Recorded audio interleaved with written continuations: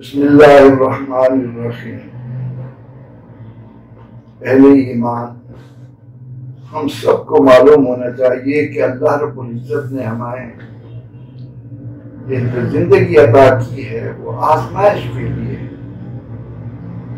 ہم بندے ہیں اور بندے کا کام اپنے آقا و مولا کی فرمانبرداری ہوا کرتا ہے۔ جب بندے اس بندگی سے دور بھاگتے ہیں تو رب اولا اپنی نشانیاں لاتا ہے، اس کی طرف سے تنبیہ آتی ہے۔ آج جس طرح کرونا کی دہشت نے پورے عالم کو ہلا کر رکھ دیا ہے، وہ ہم سے تقاضا کر رہا ہے کہ کیا ہم واقعی اللہ کے بندے ہیں۔ ہم اس حقیقت کو کیوں بھول جاتے ہیں کہ رب سے زیادہ ہمارے ساتھ پیار اور کسی کو نہیں۔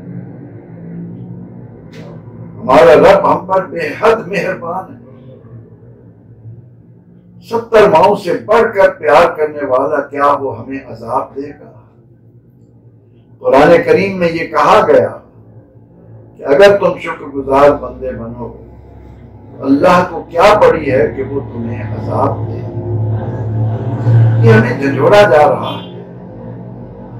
ہمیں غیر مسلموں کی طرح ہائے ہو نہیں کرنی، بلکہ سرور دو جہاں صلی اللہ تعالی علیہ وسلم نے ایسے مواقع کے لیے ہمیں یہ رہنمائی دی ہے کہ جب بھی کوئی ایسی کیفیت پیدا ہوتی، جب بھی چاند اور سورج اپنی اصل حالت سے ہٹتے، ہوا کے تیز جھکڑ چلنا شروع ہوتے، آسمان پر سیاہ بادل اٹھ کر آتے، تو ہمارا خیر خواہ نبی رحمت للعالمین بن کر آنے والے ہمیں اس موقع پر یہ سبق دیتے کہ فوراً مسجد تشریف لے جاتے،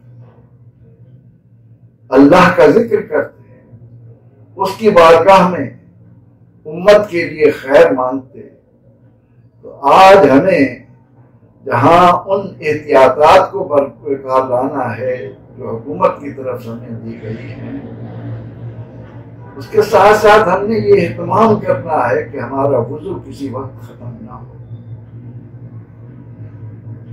یقین جانیے، جب ہم باوضو ہوتے ہیں تو نہ تو شیطان کا کوئی وار ہم پر کارگر ہوتا ہے اور نہ اللہ ہم سے ناراض ہوتا ہے۔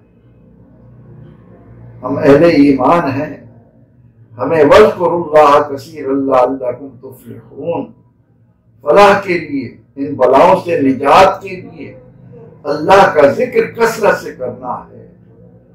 تو جہاں ہم ان پابندیوں کو بروئے کار لائیں جو ہمارے حکمران دے رہے ہیں، وہاں ہماری اپنی ذمہ داری یہ ہے کہ زیادہ سے زیادہ توبہ اور استغفار کی طرف آئیں۔ یقین جانیے، قرآن اس بات کا شاہد ہے کہ قوم عذاب کو دیکھ رہی ہے، لیکن جو ہی وہ استغفار کی طرف آتی ہے، اللہ رب العزت ان سے عذاب کو بھی ہٹا دیتے ہیں، بلکہ ان پر اپنی رحمتوں کی، اپنے انعامات کی بارش بھی کرتے ہیں۔ ہم ایک مقام رکھتے ہیں، ہماری اپنی کوئی پہچان ہے، ہم کسی خاص ترکیب کے تحت آئے ہیں۔ قیاس اپنی ملت پر اقوام مغرب سے نہ کر، خاص ہے ترکیب میں قوم رسول ہاشمی۔ آج اگر ہم چاہتے ہیں کہ ہمارا ملک اس وبا سے نجات پائے، ہمارے ہاں پیار و محبت کی فضائیں، حیات کی دھارے جو ہیں وہ چلتے رہیں، تو اس کا تقاضا یہ ہے کہ ایک تو توبہ استغفار کثرت سے کریں، نمبر 2 یہ کہ جتنا ممکن ہو سکے صدقات دیں۔ یہ بھوکے، یہ ننگے، یہ پیاسے اگر ہمارے درمیان ہیں تو وہ ہمارا ایک امتحان ہے۔ اللہ رب العزت ان سے پیار کی بدولت بھی اپنی جو سزا دینا چاہتا ہے اسے موقوف کر دیتا ہے،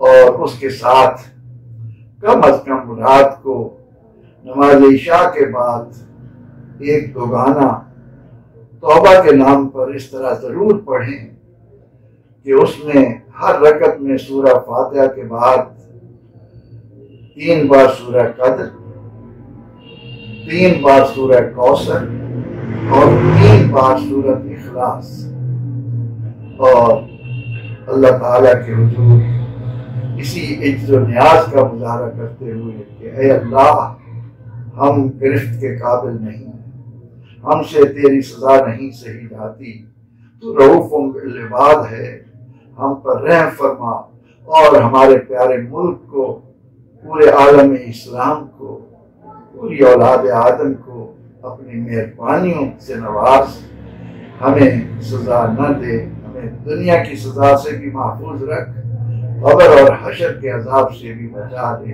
آمین۔ وآخر دعوانا ان الحمد للہ رب العالمین۔